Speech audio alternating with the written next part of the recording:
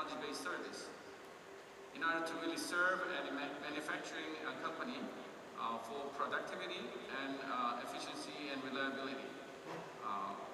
He graduated with a degree in electronics from the University of the German Army in Munich, 1977, and he has extensive industry experience.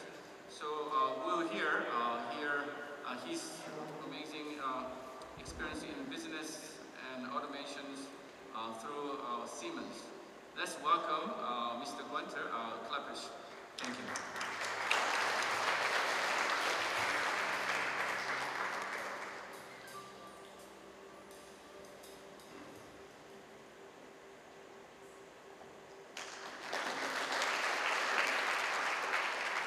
Annyeonghaseyo.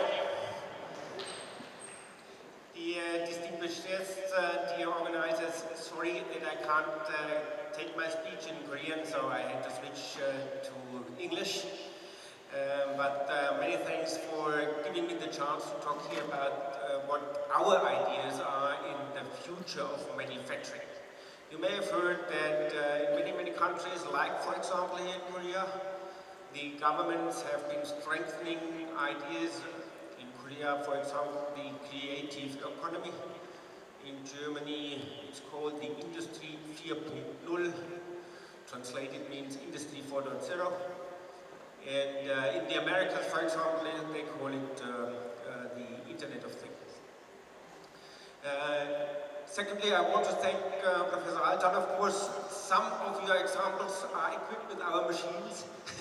Equipped with our products and systems. You can see that Siemens definitely has a quite long history in the industry automation field. And now coming to my topic, which is future of manufacturing. Before I start to talk about what are our ideas about that, I would like to talk a little bit about the challenges which are in front of the manufacturing industry. First of all, the global changes. Look at the importance of manufacturing in the various countries all over the world. And if you look at the left-hand side of the slide, you can see the ranking of the different nations over the last 30 years. And if you look a little bit more in detail there, you can see that there are many changes.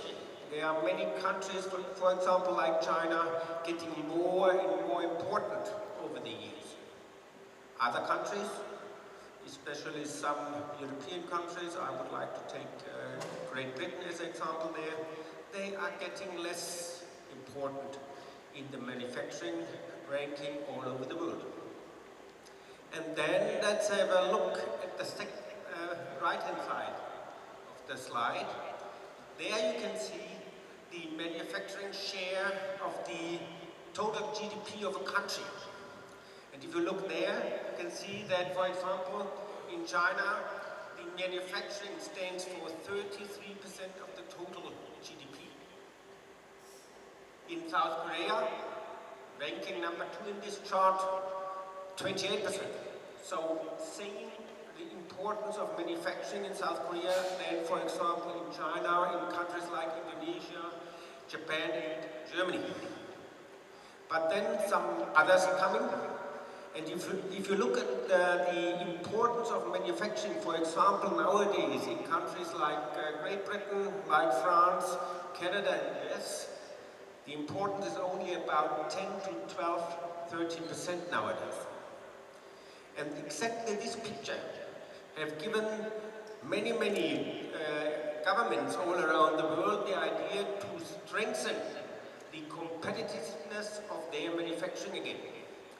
Again, 3 examples. I've talked about Industry 4.0 already, the German idea of future of manufacturing, but as well, a second initiative the German government took is the smart services world, where we are talking about not only the manufacturing itself, where we are talking about the whole life cycle of a product.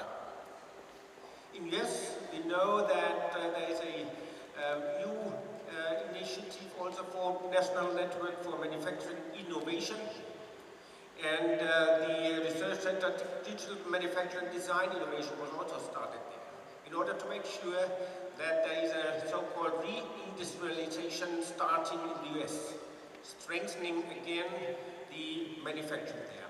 And in China, even in China, we know that the government there is now strengthening the integration of IT into the industrial processes, and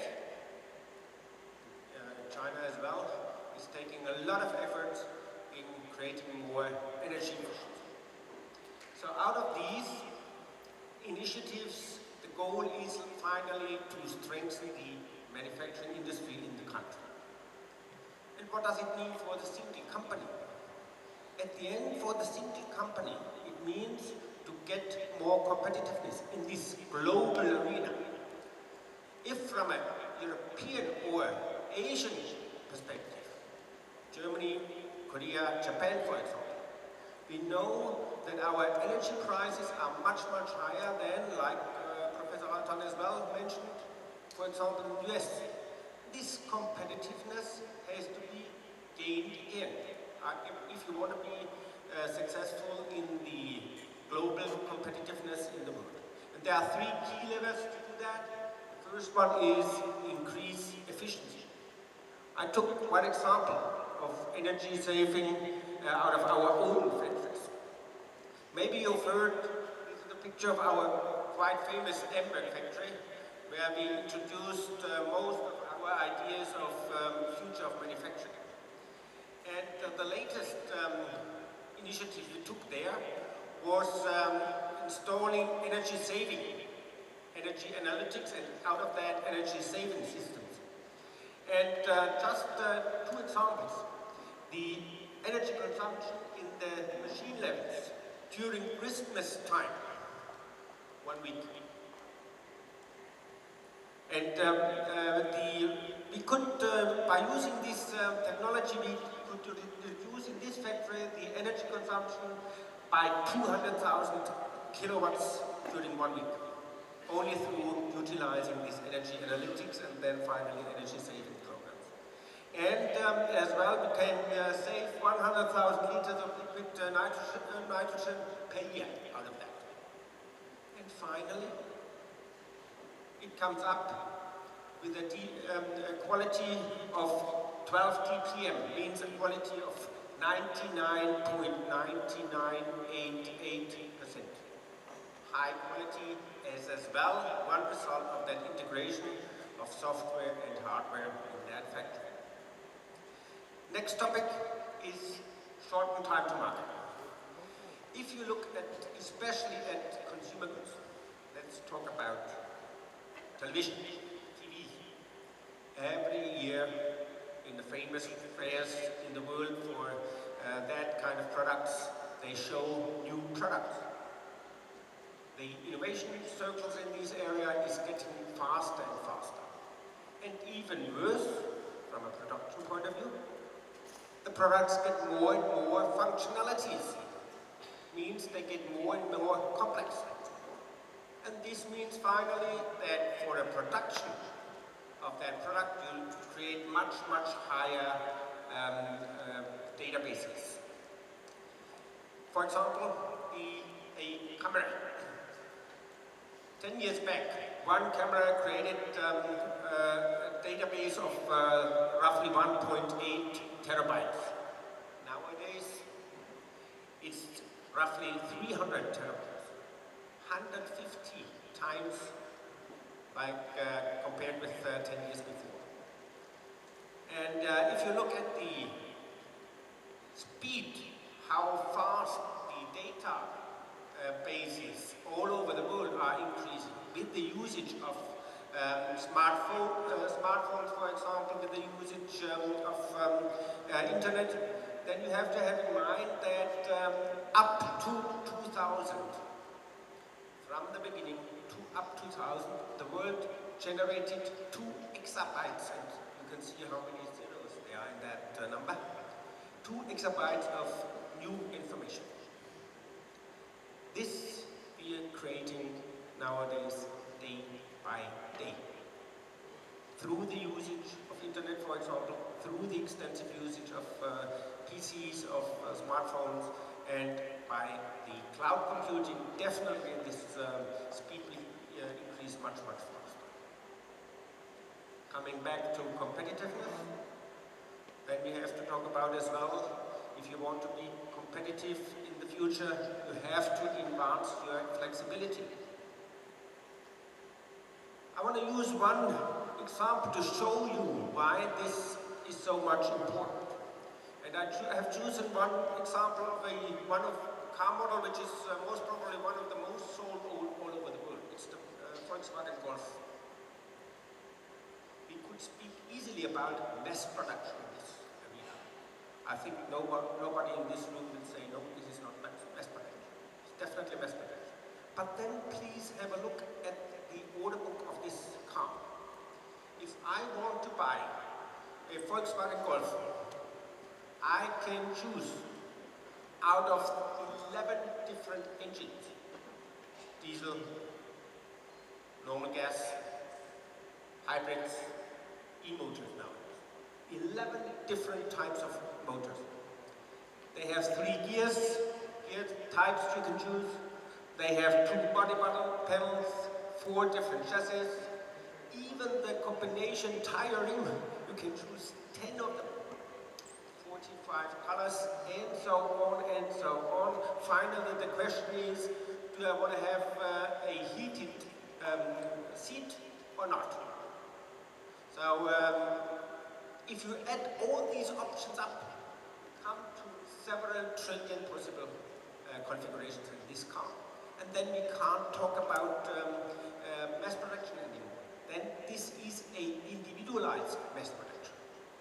And you have to remember, whenever I order one of these cars, for example black, with a black interior, with a specific tire, with a specific rim, of course with a heated system and with automatic gear. The data out of the shop where I buy them have to flow finally to the factory where it will be produced, whether this factory is in the US or in Germany or wherever. And at the time when my chassis, my black chassis, is running around the assembly line, the right tire has to be there. And the robot has to understand how to fix these tires on my car. At the end of the day, I want to have delivered exactly the same car which I have ordered. To make understand, just a simple example, how much data have to be served all around that process from my order to the delivery. Okay, and now I would like to come to my main topic, the way to Industry 4.0. Let's have a look very quickly in the history of manufacturing. We know that end of the 18th century we started with the first so-called first industrial revolution when we introduced mechanical production. Plants where we have been using the water and the steam power to start with the first industrial manufacturing. End of the 19th century, very happy to say that at that time we already have been in that game as Siemens. We introduced the mass production by dividing the labor using electrical energy. The first example has been the conveyor belts in a slaughterhouse in Cincinnati. Maybe more famous are than the automation in the manufacturing of Henry Ford in America as well. The third industrial revolution then popped up in the 70s of the 20th century when we introduced the so-called PLCs, programmable logic controllers. And at that time, for the first time, electronics and IT came into the manufacturing arena. And now we are on the way to Industry 4.0, to the fourth industrial revolution. It will take some time, but we are on the way. And what does it finally mean? It finally means that we are combining the virtual world using software in the design of a product, in the production planning, with the real world, means with the production itself, where we have to do the production engineering and then finally, of course, the production execution. And this combination between the software, the IT world, and the hardware world, if you bring it together, this is what we are talking about when we are talking about future of manufacturing, Industry 4.0, industry, Internet of Things, or whatsoever. This is a picture to show you where we are. You can see, if you start on the left-hand side of the slide again, the start of a product, always starting with the design, with the development. There you are using software tools. And you are creating already data. You are using actually already market data and bringing it into the product design. And the next step in a product life cycle is the production planning. The planning of the production. Of course, once you know how your product should look like, you then start with the planning of your production. What do I need to produce exactly this product? Once you know that one, the next step is coming. Production engineering. So once you know how you want to produce that product, you have to do the engineering for your machines. You have to tell the programmable controller, the automation system, what it has to do. You have to tell the robot what he has to do in which steps. This is the production engineering. And finally, of course, then the production runs. And the nice thing is in that picture is that you now understand that using one single database in all the product life cycle here is very, very important. The communication between the various steps here gets more and more important. And we have shown here the software products which we are having as a Siemens. And I would like to show you here still some dots there. And we use that slide especially to show that we are quite far already. But if you talk about the future of manufacturing, there are still some things to do in order to have finally the whole picture complete. To make it a little bit different, if you look at the production life cycle, you always talk about the various steps starting with the product design. And for example, if you are using there our software product NX, then you can design your product, and what is even more important, you can even already at that phase simulate how the product will work. Let's talk about one simple example. Each and everybody understands maybe. If you talk about a windmill, you may know that the blades, when the windmill is generating power, are doing some noise always. And in order to optimize their noise, to make it as easy as possible, they can simulate already at the product design stage. And then change the design of the blades a little bit in order to get less noise out of the product at the end of the day. Then after that, the data out of that software tool are automatically, with a common database, transferred to the next step, the production planning, where with the usage of our team center, for example, you are then planning your production, your factory. And same, even you have touched the first product, you can already simulate the production itself. You can check whether if I put some steel in the beginning, at the end the car is falling out. And even more important, you can already check whether the capacity which you have been planning can be reached or not. without doing anything. Next step then is transferring the data out of here into the engineering software. The product, to engineer the production means then you are going from the virtual world into the real world. Then you go to the program of the automation system, where you tell the conveyor when it should start and when it should stop, how long time. Or where you tell the robot what he has to do. And then immediately it goes to the next step, product execution. Then it goes to the firmware of the product, of the hardware, into the firmware of the automation system. That the automation system itself knows then when he has to start with the sensor and he has to stop the drive, for example. And finally, of course, you will create then some sensors in your production area which are analyzing your energy consumption, telling you exactly during a break, lunchtime break for example, we don't need to run that machine, how to go in a safe way down, and just before the break ends, bring it up to speed again.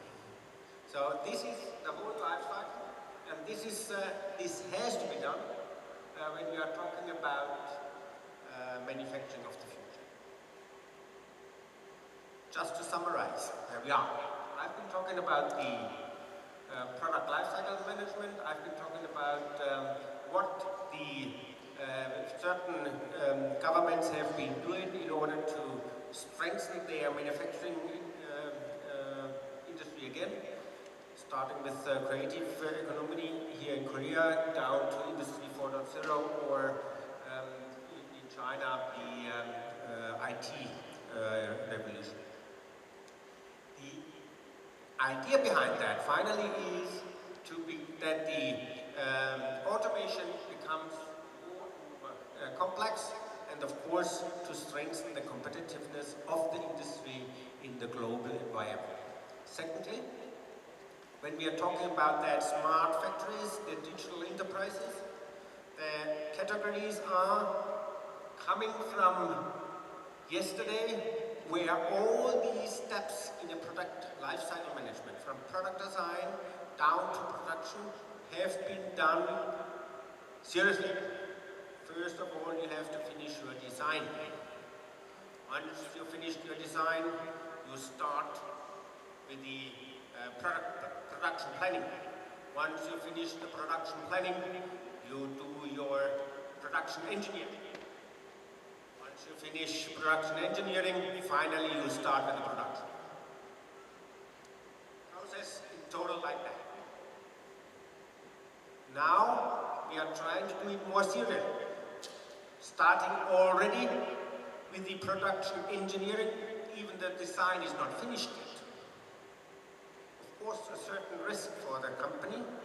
If you are designing a new car and you start with your production planning already and then the design is changed, maybe you have to change as well your production planning. But the idea is finally to do it on a more overlapping time period. What is the benefit out of that finally? Of course, if you do it more serial, you can reduce the time to market from the first idea about the product to the production. And this is finally what we are talking about. Competitiveness by shortened time to market. And that, of course, includes improving the productivity, includes improving the efficiency, and finally getting more competitiveness out of it. So where we are, we know now what has to be done in order to come to the next step. First of all, what are the key elements of that idea of future of manufacturing? First of all, it is production network. We have to have flexible chains through all the various parts of a factory. Think about that. I have ordered my Volkswagen Golf, let's say 4 weeks ago. then maybe the production is already prepared, not started yet, but prepared. And then I change my mind. I say, oh, sorry, I don't want to have a black one, I want to have a red one. This information has to go finally into the place where they color my car.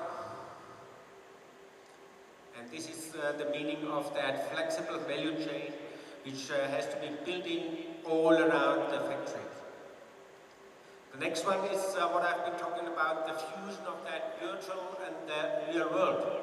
We have to integrate product design and production engineering in order to shorten time to market, because the first one who is at the market gets the most money out of the product. The second one already is one of the losers. This is the meaning for shortening time to market. And then finally, and this will be the final step there, the so-called cyber-physical systems, where we are not talking anymore about production of a car always in the same way. Starting with the chassis, starting with the body, and then finally combining it somewhere and bring it to the final check. The production has to be much, much more flexible in the future, thinking about which part of my factory is now a little bit less in the workload, which one is overloaded, that I can change my production capacity. So, in a nutshell, coming from local controls nowadays, we have to go to dynamic networks of local controls. Coming from runtime communication and real-time communication nowadays, we have to extend that. Think about what I'm talking about, the number of data created in one single product. So we have to extend that communication possibilities, and of course we have to standardize them. We are using nowadays so-called copies of products and production, and we have to come to models, digital models, all over the factory, over all various processes and all various functions in these processes. We are using nowadays so-called MES systems, manufacturing and execution systems. We have to optimize our processes through more dynamic networks. Industrial security concepts. We are starting to have this. Of course we have a very, very safe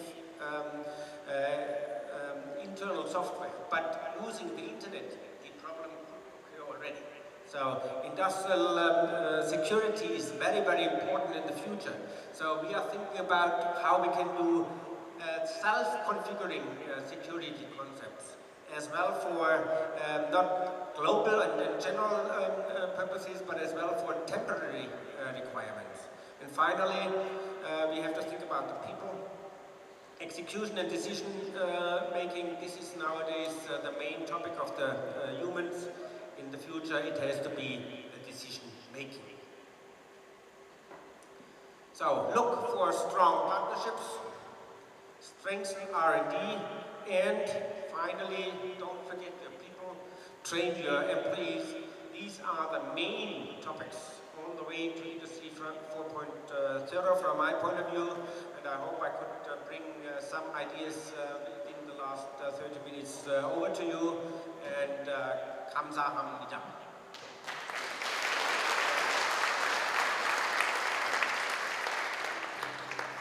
Thank you very much for a nice talk. We will have all the questions at the end of today during the panel discussion. So next speaker, the Dr. Sang-Hui Cho, he will discuss module-based design and manufacturing in the rolling stock. Dr. Cho began his career as a vice president of the Hyundai Rotem in 2014, and then he has a lot of experience in railway system industry, and he got degree from PhD degree in industrial engineering in Lehigh University in Pennsylvania, and bachelor degree and master degree in mechanical engineering and production engineering from Seoul National University. Let's welcome Dr. Cho.